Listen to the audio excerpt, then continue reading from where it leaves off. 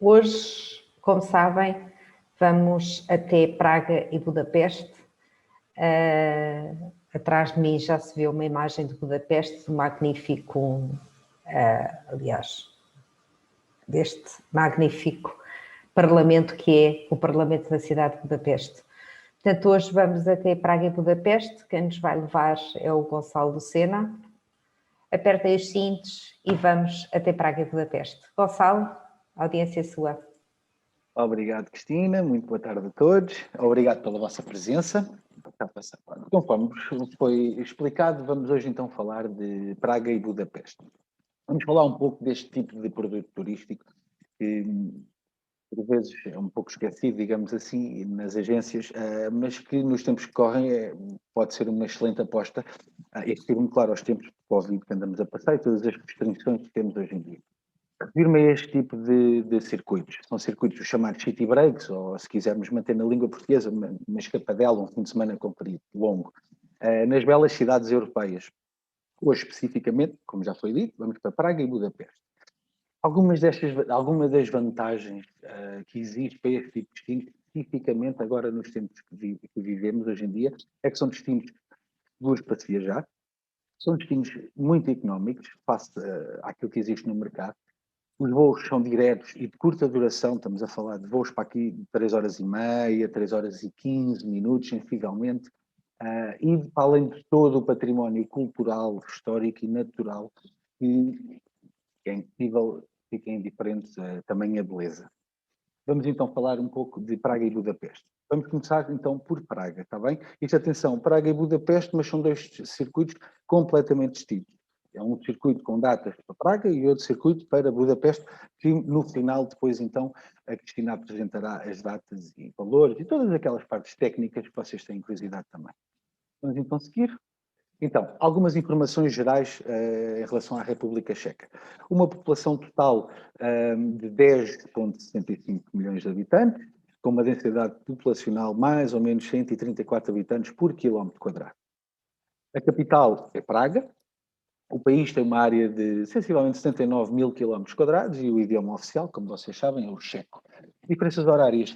Aqui, a República Checa altera o seu fuso horário, como em Portugal. Por isso é sempre mais uma hora. Porque eles alteram de verão para inverno, precisamente quando nós alteramos. Por isso, aquilo que vocês têm que ter é uma hora de diferença horária, sempre, face a Portugal. Portugal, uma hora, República Checa, 2 horas, 14, 13. Pronto. Voltando só aqui à parte da população, só para terem uma noção, Portugal em termos de população é bastante semelhante à da República Checa. Mas como podem ver, ambos possuem sensivelmente 10 milhões de habitantes, como já foi dito. Dado que Praga possui 1,3 milhões de habitantes, comparativamente a Lisboa, que tem cerca de 500 mil habitantes. Isto é só para vos enquadrar a nível de tamanhos e de densidade populacional que cada cidade tem. Outras informações, então, documentos que são obrigatórios: o cartão de cidadão, o bilhete de identidade ou o passaporte válido. A moeda é a coroa checa, €1, à data de ontem, €1 era sensivelmente 25 coroas. Em relação à corrente elétrica, 230 volts, 50 Hz do tipo C e do tipo E. Não se preocupem com este tipo E, porque as nossas peças, as nossas tomadas, digamos assim, não têm este... Nós não temos isto cá em Portugal, é muito raro apanharmos isto já, o tipo E. Por isso, não se preocupem, quando viajarem não precisam de adaptadores, só precisam mesmo de levar os vossos carregadores. E em relação à saúde, não existe nenhuma vacina preventiva obrigatória para entrar na República Checa. Eu não vou entrar em detalhes relativamente ao Covid e aos PCRs e às provas de vacinação ou não, porque, como vocês sabem, isto altera de dia para dia, de hora para hora. Por isso, mais perto da data, a Oasis Travel terá todo o prazer em vos informar especificamente do que é preciso. Informações gerais em relação ao clima. A melhor época, qualquer altura do ano é uma boa época para se viajar para a República Checa. E a nossa sugestão vai de 1 a 4 de outubro de 2021, deste ano ainda. Isto para quê? Porque evitamos um bocado o calor, e o calor do verão ou o frio do inverno. Tenhamos aquela temperatura boa. Como vocês podem ver, estamos a falar de uma temperatura máxima de 14,2, mínima de 6,4 e uma precipitação máxima de 23 dias milímetros. Por isso, ver, é uma boa altura, uma boa sugestão. Aqui, o hotel utilizado, então, é o Hotel Clarion. Deixem-me só confirmar uma coisinha, peço desculpa porque eu fiquei... Exatamente, está certo. Agora, por menos, fiquei com medo. Então, este é o hotel que nós iremos utilizar em Praga, para a nossa estadia em Praga, o Hotel Clarion Old Town, 4 estrelas, velha cidade, se assim o queiram chamar. Como podem ver, é um hotel simpático, bom. A sua localização é super privilegiada. Nós estamos a sensivelmente 7 ou 6 minutos a pé do Centro Velho, ou seja, 10 minutos a andar muito devagarinho. Por isso, a localização deste hotel é perfeita para podermos desfrutar desta fantástica cidade. Primeiro dia, então, como é habitual, o grupo encontram-se com o guia acompanhamento da Oasis, os meus colegas, ou mesmo eu, no aeroporto de Lisboa, e partimos às 7h10 da manhã em voo regular, TAP, voo direto, quando destino a Praga, onde chegamos sensivelmente pelas 11h35. Como vocês podem ver, 3 horas e 15 minutos, como eu tinha dito, as viagens para aqui são sempre sensivelmente estas durações. Se for um voo direto, 3 horas e 15, 3 horas e 20, 3 horas e 40, pode acontecer. Mas é sensivelmente isto. Pronto. Como eu estava a dizer, chegamos a Praga sensivelmente às 11h35, temos então o nosso transporte para o hotel, almoçamos e da parte da tarde vamos então conhecer um pouco da cidade de Praga. A visita começa pelo bairro do Castelo de Praga, onde temos a oportunidade de ver o antigo Palácio Real, a Catedral de São Vito, a famosa Rua do Ouro, ou descer mesmo a colina do Castelo, onde atravessamos a Ponte de Manos, ou conhecemos a praça principal da cidade com o seu famoso relógio astronómico e o monumento de... No final disto tudo, então, regressamos ao hotel e combinamos então depois uma hora para sair, porque vamos jantar fora. Isto é uma maneira, nós gostamos de pôr neste tipo de cidades os jantares fora, precisamente para isto, porque é uma maneira de o grupo passear e acompanhante, com o meu colega ou comigo, estão acompanhados, é uma maneira de conhecer as cidades à noite, ver a iluminação delas. Todas as cidades no mundo são diferentes de dia para a noite, e então é sempre uma coisa agradável. Saindo do hotel, indo caminhando até ao restaurante, desfrutar de uma boa refeição em boa companhia e depois então regressar ou livremente podem ir dar mais voltas, como entender. Deixem-me só... Peço desculpa. Eu gostaria de vos dizer aqui uma coisinha, deixem-me só passar. Tradicionalmente, Praga, isto é uma curiosidade, teve outros nomes. Teve um nome como a Cidade Dourada, a Cidade das 100 Torres ou o Coração da Europa. Praga, como vocês conhecem, é a capital da República Checa e é a cidade mais importante da região, da Boémia. Tem uma localização privilegiada no centro da Europa e está bem conectada com os seus países vizinhos através tanto de ligações aéreas como de ferrovia. Praga é formada pela união de 5 antigas cidades, isto é interessante, e é banhada pelas águas do rio Moldava, Latva, em checo. Tradicionalmente foi o centro político, cultural e económico da República Checa. Foi em 1989 que em Praga, aproveitando a crise soviética, teve o início um movimento que a história chamou de Revolução de Veludo, responsável por conseguir a independência a 17 de novembro da URSS, da antiga União Soviética. Data que passou a ser então feriado nacional em todo o país. Em 1993, depois da divisão da Tchecoslováquia em 2 estados, Praga tornou-se então a capital da República Checa. Depois só para vos introduzir um pouquinho da cidade. Como eu tinha falado, alguns dos atrativos, temos então aqui o Castelo de Praga, que foi construído no século IX, é um dos maiores castelos do mundo e o monumento mais importante de todo o país, toda a República Checa. Longe da ideia do castelo medieval com aspecto fortificado. Então, o Castelo de Praga é composto por um conjunto de belos palácios e edifícios conectados por pequenas vielas. Quem já foi ou quem já teve a oportunidade de ir ou de ler ou de ver, então à parte agora, a Roménia, vocês têm uma terra que se chama Sinaia, que está a sensivelmente 2 horas de caminho de Budapeste, da capital, de Bucareste, da capital da Roménia. E encontram lá um castelo que é relativamente parecido, não com estas dimensões, como é óbvio, é um palácio aquilo, mas é relativamente parecido à fachada, o Castelo de Telfs. Estávamos então a falar, pode-se dizer então que a história de Praga começa com a construção deste próprio castelo. A sua localização estratégica rapidamente fez dele o centro do território.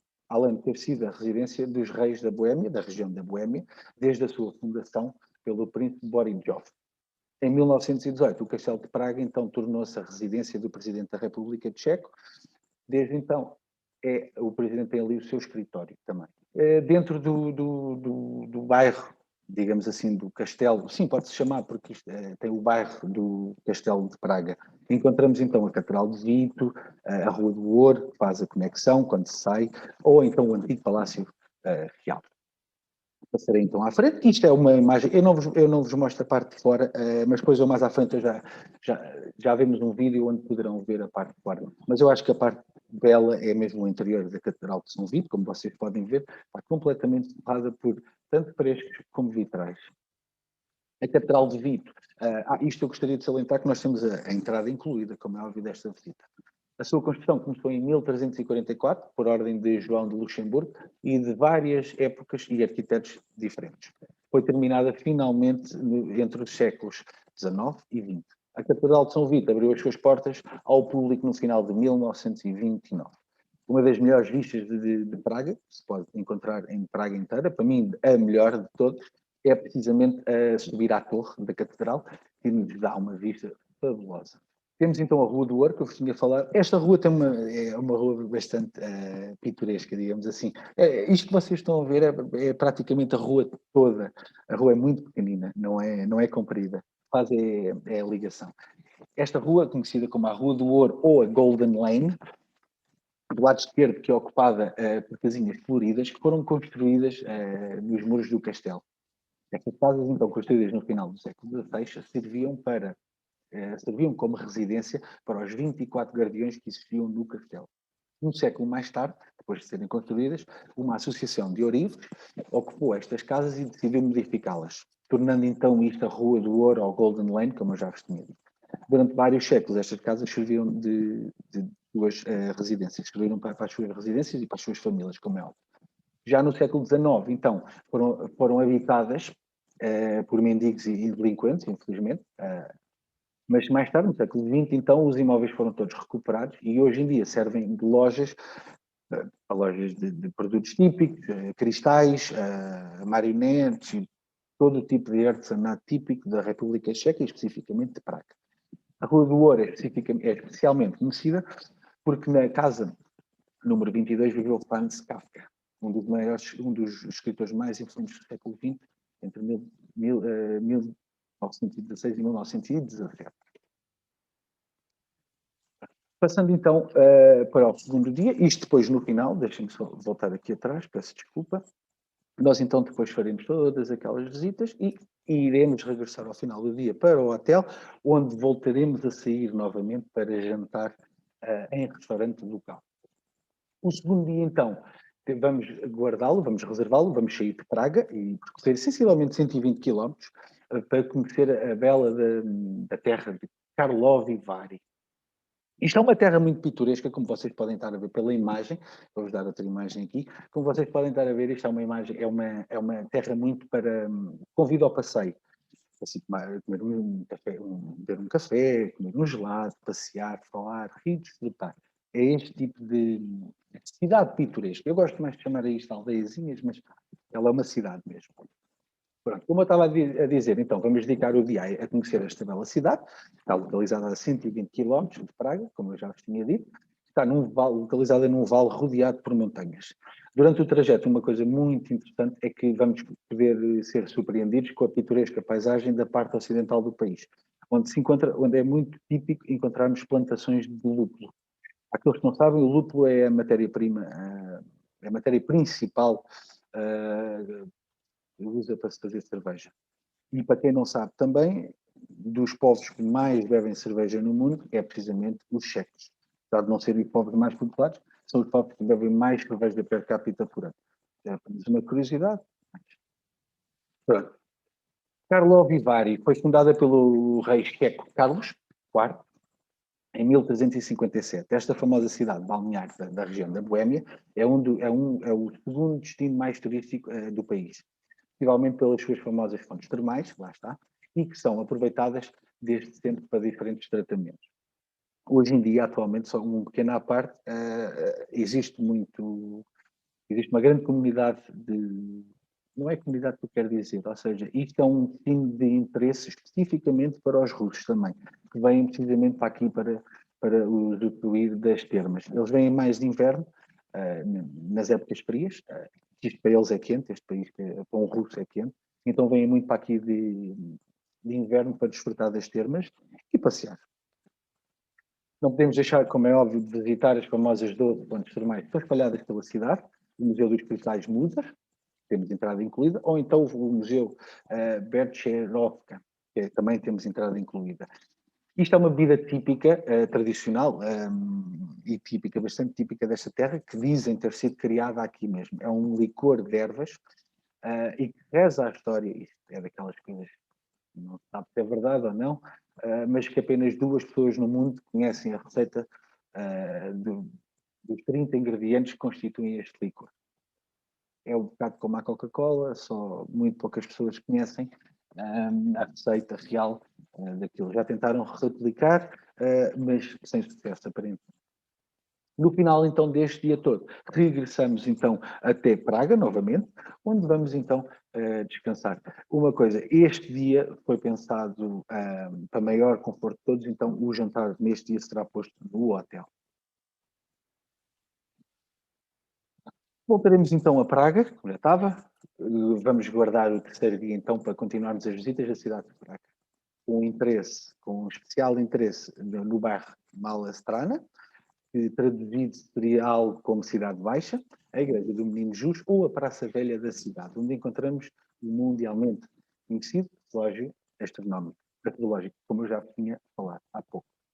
Não poderíamos também deixar, como é óbvio, de percorrer a famosa Ponte Carlos e conhecer a Praça de Vincennes. O almoço, como é habitual, é restaurante local e depois do almoço, então, temos tempo livre para podermos usufruir da cidade conforme entenderem e como preferirem. Como é óbvio, se quiserem ficar acompanhados, com companhia, já estou aqui a fazer. Vou-vos então mostrar algumas Eu peço desculpa que eu risquei aqui o ecrã, não sei como, mas que agora não estou a conseguir retirar. Fica assim, espero que não vos incomode muito. Alguns da beleza arquitetónica e cultural da cidade de Praga. Temos a Ponte Carlos, ou a Charles Bridge, que é o monumento famoso, mais famoso de Praga, que conecta a cidade velha com a cidade pequena, com a cidade baixa. A cidade velha, Stare Nesto, e a cidade baixa, Mala Strana. Com mais de 500 metros de comprimento e 10 metros de largura, a Ponte Carlos teve no passado 4 faixas destinadas à passagem de carruagem. Mas atualmente é de uso exclusivo de 10. Como vocês podem ver aqui pela imagem, vocês podem ver aqui muitas pessoas. Esta rua é gira só, esta ponte tem o seu encanto. Porquê? Porque nós conseguimos ver um bocadinho da cidade, do espírito da cidade aqui. Ou seja, além de encontrarmos os turistas, encontramos os locais que vão comer um gelado enquanto veem o rio a passar por baixo da ponte. Tem os artistas de rua que estão a fazer pinturas, que estão a fazer malabarismos. Existe um pouco de tudo. É como se fosse uma pequena recriação também do centro velho da cidade. Ou melhor, o centro da cidade velha de Praga. Encontra-se de tudo um pouco da cidade. É muito interessante. Já lá chegaremos. Como eu estava a dizer, Ponte Carlos recebe o nome do seu criador, Carlos IV, que colocou a primeira pedra em 1357, para substituir a Ponte Judite, que foi completamente destruída numa inundação. Ou seja, antes de haver a Ponte Carlos, havia a Ponte Judite, e com uma inundação, com as cheias, foi destruída, e tiveram então que fazer uma nova ponte, que fizeram e deram-lhe o nome de Carlos. Ao longo da ponte vamos encontrar então 30 estátuas instaladas, como vocês podem ver. Eu usei esta aqui do lado direito, a imagem do lado direito, eu pus esta precisamente para verem onde estão as estátuas. Se seguirem aqui o meu cursor, vocês podem ver as estátuas ao longo de toda a ponte. Vocês vão encontrando estátuas, e que são 30 estátuas instaladas dos dois lados, sendo que muitas delas já são cópias, porque os originais ou estão no Museu de Praga, ou foram destruídos. A primeira estátua, só apenas a título de curiosidade, foi colocada na ponte em 1683. Vamos então passar para o outro atrativo. a Praça Vincislau. Aqui eu pus estas duas imagens precisamente para vos mostrar as duas pontas opostas, tá bom? Aqui ao fundo, nesta primeira imagem, a maior delas todas, encontramos aqui dois monumentos importantes. Um é o Museu Nacional de Praga, que é este que está aqui. Dois é esta estátua, nós aqui temos na parte traseira, mas pronto, a estátua está aqui. E isto é a estátua do... Ai, agora está-me a falhar, peço desculpa. Mas eu, se não estou em erro, se a memória não me falha, é o fundador da cidade. Eu peço desculpa. A praça tem um formato alongado e mede 750 metros comprimentos por 60 de largura. Os edifícios que a rodeiam são, na sua maioria, hotéis, restaurantes e lojas de moda. Isto mostra que é uma zona bastante alegre, porque tem comércio, tem restauração, tem diversão e tem a parte da cultura, digamos assim. O acontecimento mais importante ocorrido nesta praça aconteceu em 1989, com uma manifestação contra a brutalidade policial, que deu numa revolução. Neste então, depois, após conhecermos a cidade de Praga, continuamos a conhecer a cidade de Praga, vamos em direção ao hotel, descansamos um pouco e é hora a combinar, saímos para ir para um jantar típico checo. Após o jantar, então, damos uma voltinha pela cidade e regressamos ao nosso hotel para descansar. No dia seguinte, então, Praga-Lisboa, quarto dia, faremos o regresso a casa. As formalidades de embarque e a partida serão feitas às 12h20, em voo regular TAP, como já tinha sido dito, e vamos chegar por volta das 14h50. Aqui, como podem reparar, neste dia apenas haverá pequeno almoço. Não haverá almoço, como é óbvio. Então, como eu estava a dizer, como vocês podem ver, não temos almoço incluído, precisamente porque vamos chegar às 14h50 a Lisboa e seria impossível. Falaremos então um pouco da Hungria. A Hungria, informações gerais, peço desculpa. A Hungria, temos uma população total de habitantes de perto de 10 milhões de habitantes, uma densidade populacional de 105,1 habitantes por quilómetro quadrado. A sua capital é Budapeste. O país tem uma área total de 93 mil quilómetros quadrados. O húngaro é o idioma oficial. Atenção, eu há bocado não disse, como tanto na Hungria como na República Checa, o inglês cada vez mais é uma realidade normal. Por isso, nas ruas, fazemos-nos entender em inglês perfeitamente. Pode haver o problema, e lá está, gerações mais antigas é que podem não saber inglês, mas isto é o tradicional, é o costume. Mas geralmente nos cafés, nos restaurantes, há sempre alguém que saiba falar, numa loja, há sempre alguém que saiba falar. Isto aplica-se em ambos os países, tanto na República Checa como na Hungria. A diferença horária é exatamente igual à da República Checa, é sempre mais uma hora, porque eles também alteram a hora de verão para inverno e vice-versa, como nós fazemos. Então, vou passar aqui à frente, a mesma coisa, a nível de documentos, um cartão de cidadão, um bilhete de identidade ou um passaporte válido, a moeda local é o florim húngaro, à data de ontem, 1 euro equivalia a 347,14 florins. Corrente elétrica 230, 50 Hz tipo C e tipo F. Mesmo para nós, volto a dizer o mesmo, não se preocupem, só têm de levar o transformador. A única coisa que vocês têm que fazer é levar os carregadores para poderem carregar os vossos telemóveis, máquinas, o que seja, computadores, tablets. A nível de saúde, a mesma coisa. Não existe nenhuma obrigatoriedade de vacinação preventiva para entrar na Hungria. No entanto, é aquilo que eu tinha dito há pouco em relação ao PCR e ao Covid. Mais perto da data, então, a Oasis Travel terá todo o prazer em informar com informações fidedignas. Aquilo que dissermos agora, certamente não será daqui a uma semana ou um mês. Por isso é bom guardarmos isso mais para o final. A melhor época para se viajar é mesmo um bocadinho como eles estão um ao lado do outro, por isso o clima é muito idêntico. Todo o ano é bom para se ir. A nossa sugestão é de 27 a 30 de agosto de 2021, ou seja, ainda este ano, ou de 16 a 19 de junho de 2022. Porquê? Porque assim pode aproveitar as suas férias de verão. Deixem-me então passar. O hotel que será utilizado nesta dia de Budapeste será o Hotel Mercure Corona. Um hotel que também está super bem localizado, tem um conforto absolutamente ótimo esse hotel. Eu já lá fiquei e gosto muito desse hotel. Isto aqui, o hotel está posto, olhem aqui para o meu rato, desculpem, o hotel é este lado e é este lado. Isto aqui serve de ligação para que a pessoa não tenha que sair para a rua e ter que atravessar a estrada. Eles adquiriram os dois hotéis e criaram uma ponte de ligação entre eles. Mesma coisa, desculpem estar-me a repetir, mas o grupo encontra-se no aeroporto de Lisboa, com o acompanhante Oasis Travel, e seguem então em direção a Budapeste. 3 horas e 35 minutos é o voo. Nós aqui temos o voo a partir das 11 da manhã e em voo TAP, direto, em voo regular TAP, com destino a Budapeste, como já foi dito, e chegamos pelas 15h35 a Budapeste. Aqui vamos diretos para o hotel, mas antes aquilo que vamos fazer é uma panorâmica pela cidade. Aproveitamos logo. Deixem-me só introduzir agora um pouquinho da cidade.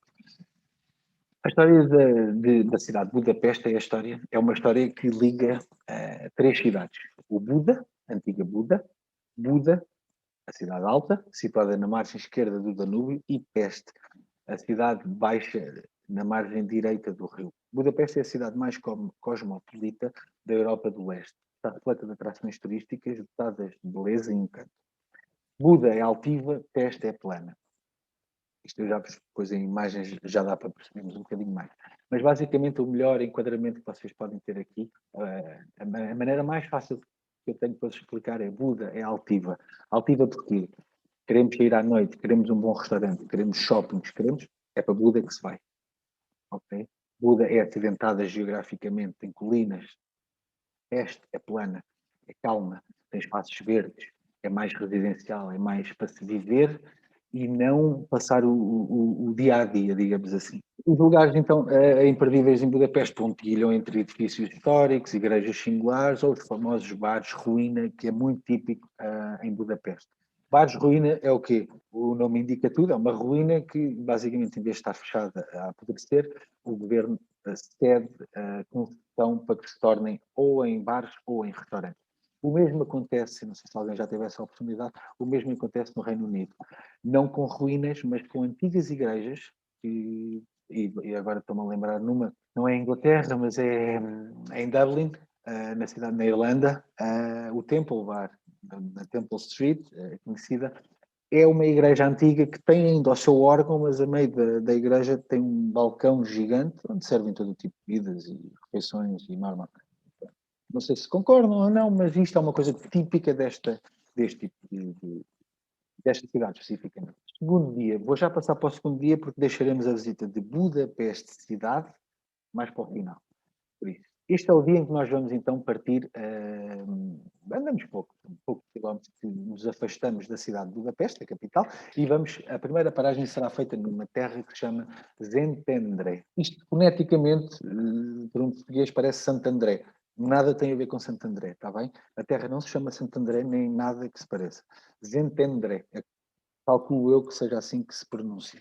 É uma aldeia típica na margem do rio Danúbio.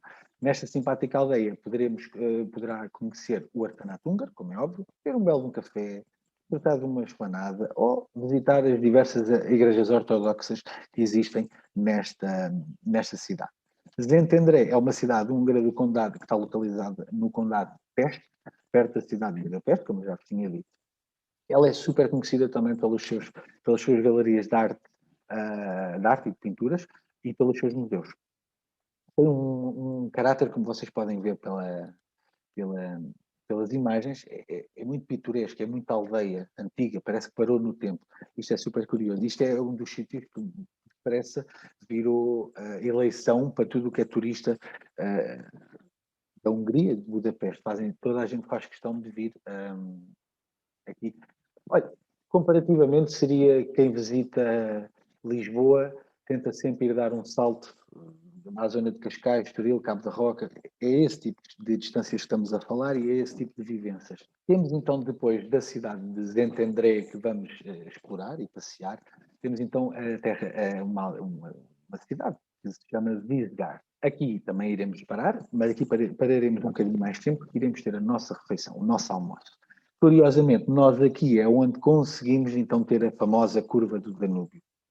Aqui não existe muito, digamos assim, para se fazer. É bonita para se passear, para se conhecer. Existe um castelo no topo que é o melhor sítio para termos a vista da curva do Danúbio e para vermos o azul são características deste rio.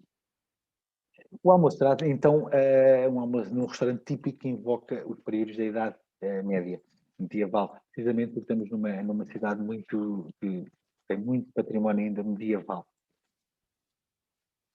Estamos então no terceiro dia, temos então peço desculpa, continuaremos então as visitas da cidade de Budapeste. Aqui à vossa frente mostro já o terceiro maior parlamento do mundo. O primeiro é Bucareste, Roménia. Pronto, como eu estava a dizer, dedicaremos o dia então a explorar esta bela cidade que é Budapeste. E, como é óbvio, iremos dividir a cidade por Buda e Peste. Aqui iremos dar um especial destaque às nossas visitas à Basílica. Eu já vos mostro depois mais algumas fotos e um vídeo mais à frente. A Basílica de Santo Estevão, a Ponte das Correntes, a Igreja Matriz, o Bastião dos Pescadores, o edifício da Ópera, o Parque Municipal, a Sinagoga, a Avenida... Bem, atrativos não faltam nesta cidade. Mas deixem-me só falar um pouquinho, que tenho aqui a imagem do Parlamento à frente. Pronto, este magnífico edifício, ao qual nós temos a entrada incluída, e eu cito, como é óbvio, é um edifício, é o edifício mais imponente de toda a cidade. Não se pode dizer o contrário. Possui 250 metros de comprimento e 100 de altura. Foi construído em estilo neogótico entre 1884 e 1902, com uma clara inspiração no Parlamento britânico. Vou-vos mostrar então algumas imagens dos atrativos que apanhamos e poderemos ver durante a nossa visita. A Igreja Matriz, aqui à vossa frente, é uma igreja católica, a mais famosa de Budapeste, e está situada precisamente no coração do distrito do Castelo, o tal. Tem nome oficial a igreja, peço desculpa, é conhecida como Igreja de Matias, mas o nome oficial desta igreja é a Igreja de Nossa Senhora. A igreja, então, foi construída entre o século XIII e XV e sofreu uma importante reformulação no final do século XIX. Atualmente, o seu estilo predominante é gótico. Na igreja estão as tumbas de Bela Peira e a sua esposa Ana de Châtillon. A igreja, então, Matiz foi também sede de casamentos e coroações reais, ou seja, o que faz dela um local importante na história da cidade de Budapeste. O último rei da dinastia, então, Carlos IV, foi aqui coroado, em 1916. Graças à sua acústica, esta igreja também, hoje em dia, é utilizada não só para missas, como é óbvio, mas também para concertos de órgão e de música clássica. Mas então, outro dos atrativos, o Bastião dos Pescadores, eu peço desculpa, escrevi mal, Bastiões, mas é Bastião, plural, dos Pescadores. Trata-se de um mirador situado na colina em Buda, na parte de Buda, na margem oeste do Danúbio, como já vos tinha dito. De cima pode-se contemplar então Peste, como vocês podem estar a ver, o Parlamento está no lado de Peste. A construção do Bastião dos Pescadores terminou em 1902, depois de quase 2 décadas de obras. As suas 7 torres homenageiam as 7 tribos fundadoras da Hungria. Na fortaleza há uma estátua de Estevão I a cavalo. Temos então também a Basílica de Santo Estevão. Vocês podem ver, é uma basílica bastante rica na parte do interior. Esta igreja, esta basílica, assemelha-se muito àquele tipo de construção àquele tipo de igreja imponente que nós encontramos em Itália, Roma, especificamente em Florença. Quando entramos, por exemplo, voltando a Roma, ao Vaticano, esta abóbada grande, com a utilização de pedra, as estátuas dos anjos ou dos santos colocadas nos cantos, nos seus altares, assemelha-se imenso. E depois a talha dourada toda que encontramos um pouco pelas paredes também. Temos então a Ponte das Correntes. A Ponte das Correntes é a ponte mais antiga da cidade e é mais conhecida que cruza o Rio Danúbio. Oficialmente é conhecida como a Ponte Széchenyi, em homenagem ao seu criador. Até à construção da ponte, o Danúbio só podia ser atravessado de barco ou durante os meses de inverno, precisamente porque o rio gela e havia maneira de passar nas águas geladas do rio. A dificuldade de cruzar o Danúbio nas estações intermédias foi o principal motivo pela construção da ponte. Foi inaugurada a 20 de novembro de 1849. A atual ponte de Correntes não é a que se construiu há mais de 150 anos, mas sim é uma reconstrução da mesma. Isto porquê? Porque na Segunda Guerra Mundial os alemães explodiram com todas as pontes da cidade. Isto para quê? Isto foi uma estratégia militar, precisamente para cortar os acessos a uma parte da cidade, pelo menos. Iremos então passar o Parlamento, como eu já vos tinha falado um pouco dele, o Parlamento, já agora partilho convosco, é o terceiro maior. Eu queria. Exatamente, tenho aqui na nota. O Parlamento de Budapeste é o terceiro maior e fica depois da Roménia e da Argentina. Eu conheci este da Argentina sendo um dos maiores do mundo. Foi construído, como eu já vos tinha dito, entre 1884 e 1902 e foi uma das maiores épocas obras da época. Possui, isto a título de curiosidade, 691 salas, tem 268 metros de comprimento, 118 metros de altura, e a sua construção demonstrou um grande poder económico da Hungria no princípio do século. A Praça dos Heróis, qualquer pessoa que pesquise Budapeste encontra uma foto da Praça dos Heróis. Esta praça é uma das praças mais importantes, se não a mais importante de Budapeste. As suas estátuas homenageiam os líderes das 7 tribos, como já o Bastião faz o mesmo, e esta praça encontra-se situada no extremo menos central da Avenida Andressi, a artéria mais importante da cidade. Esta praça é extremamente importante, derivada à construção da praça em si, a Praça dos Heróis, que está situada na avenida também e noutro edifício que eu agora não estou-me atento. Da Ópera, exatamente. Tanto a avenida como a parte da Praça dos Heróis, como o edifício da Ópera de Budapeste são considerados património da humanidade, precisamente pela importância, pelo conjunto arquitetónico que tem e que desempenha a sua importância. A Avenida Andressi, como eu estava a dizer, é uma boulevard, basicamente, uma avenida grande, que une a Praça Erzsébet à Praça dos Heróis, como já foi mostrado. Finalizando então no Parque da Cidade, que é um local ideal para se relaxar. Esta avenida foi construída em 1872, foi declarada Património da Unesco em 2002.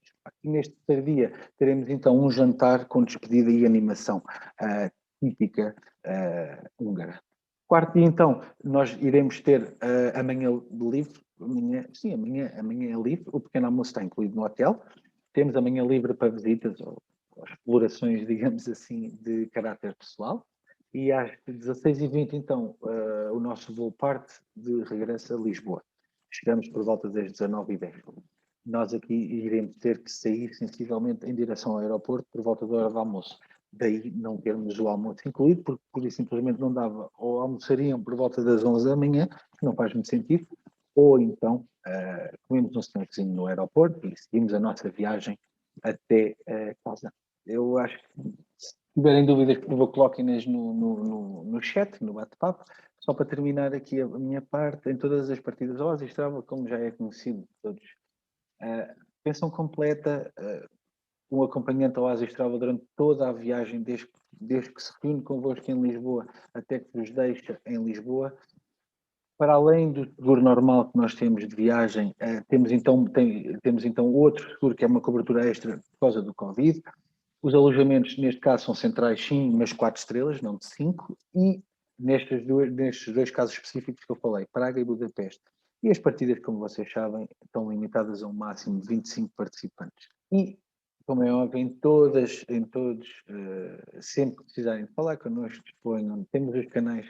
O nosso site está disponível para vocês, o YouTube está disponível para vocês com estas apresentações que nós andamos a fazer. Os nossos contactos telefónicos, e-mails, disponham, façam questões, coloquem-nas, estamos cá para isso. Está bom? Cristina, passo-lhe a palavra, não sei se... Vou compartilhar a minha tela, o meu ecrã. Dê-me só um minuto para compartilhar a tela. Enquanto a Cristina faz isso, deixe-me só dizer uma coisa. Eu li há uns anos atrás que à nossa frente, à nossa cidade de Lisboa, com as suas colinas e com os seus ascensores, é precisamente a cidade de Budapeste que fica à nossa frente com o maior número de ascensores para subir as colinas. Acho que está à nossa frente com 1 ou 2 a mais que nós. Isto só para dizer que, geograficamente, Budapeste, como eu vos tinha dito, tem a parte de Buda, que é muito acidentada. E eles também tiveram que utilizar os ascensores precisamente para porem as pessoas a deslocarem-se cima ou abaixo, como nós fizemos em Lisboa. Cristina, força. Força. Estão-me a ouvir, verdade? Sim. E estão a ver o nosso site, correto? Correto. Ora bem, então, entrando no nosso site, a primeira imagem que nós temos é esta. E se escolhermos aqui onde diz escolha o seu destino, podemos escolher Europa e dentro da Europa, neste caso, vamos escolher a Hungria. Vamos começar por Budapeste. Portanto, escolhendo Hungria, pesquisar viagens, vai-nos aparecer exatamente o programa de Budapeste. Clicamos em mais info e temos aqui a Budapeste, a Rainha do Danúbio. O programa que nós vos sugerimos é de 27 a 30 de agosto. São 4 dias, 3 noites. O alojamento é hotel de 4 estrelas, tal como o Gonçalo há pouco referiu. A partida é de Lisboa, mas poderá ser providenciada a ligação de voo ao Porto, para quem assim pretenda. E o programa é em pensão completa. O valor do programa são 1.090 euros. E aqui está o que é que nós destacamos, ou seja, dentro das visitas, quer de Budapeste, quer de Szentendre, quer de Visegrad, aquilo que nós destacamos como sendo o mais importante dentro de cada local. Destacamos também o facto de ser para o máximo de 25 passageiros, o programa e, portanto, os lugares são limitados. Depois tem o itinerário, onde podem verificar todo o itinerário em detalhe com todas as visitas, as entradas, as refeições, etc. Tem a parte dos preços, onde tem então o valor de 1.090 euros e a possibilidade de pagamento em mensalidades. Como sabem, quem já é nosso habitual viajante já sabe que todos os nossos programas têm a possibilidade de pagamento em várias mensalidades, sem quaisquer juros ou encargos. E tem os serviços incluídos, tal como o Gonçalo já mencionou. Daqui de tudo isto destaco o facto de ter o guia local em português durante todas as visitas, para além do guia acompanhante Oasis, portanto todas as visitas serão acompanhadas por um guia local em português, e temos também auriculares exatamente para permitir o distanciamento entre os passageiros. Serviços não incluídos, na realidade, são só as bebidas às refeições, já que todo o resto, todas as visitas, todas as entradas, incluindo até mesmo as gratificações, estão incluídas. E, continuando, temos a informação útil, no fundo é um pouco o resumo daquilo que o Gonçalo já falou. Temos o mapa em que tem a localização de Budapeste, a localização de Szentendre e a localização de Visegrad. Aqui está a curva do Danúbio que o Gonçalo falava há pouco. Portanto, quer Szentendre, quer Visegrad estão nas margens do Danúbio. E temos uma galeria com algumas imagens de Budapeste. Isto em relação a Budapeste. Se voltarmos atrás e procurarmos, em vez de Hungria, podemos procurar também dentro da Europa por República Checa. República Checa, cá estamos.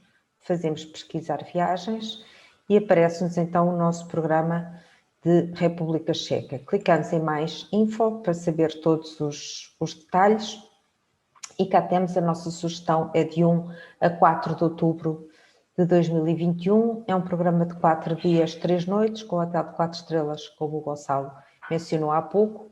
Partida de Lisboa, mas mais uma vez mencionamos que é possível a ligação para o Porto, para os passageiros que assim pretendam. O valor são 1.140 euros e é um programa em pensão completa. Tem também os destaques, tal como falámos há pouco. Aqui na parte do itinerário tem todo o itinerário com todo o detalhe. Nos preços, tem aqui mencionado especial reservas até 31 de maio, um desconto de 50 euros por pessoa, mas naturalmente que hoje estamos a dia 1 de junho e, portanto, para quem esteja a assistir a esta apresentação, este desconto de reserva antecipado será prolongado até dia 15 de junho. Portanto, na realidade, dos 1.140 euros, com este desconto de 50 euros, ficará em 1.090 euros, tal como o programa de Budapeste.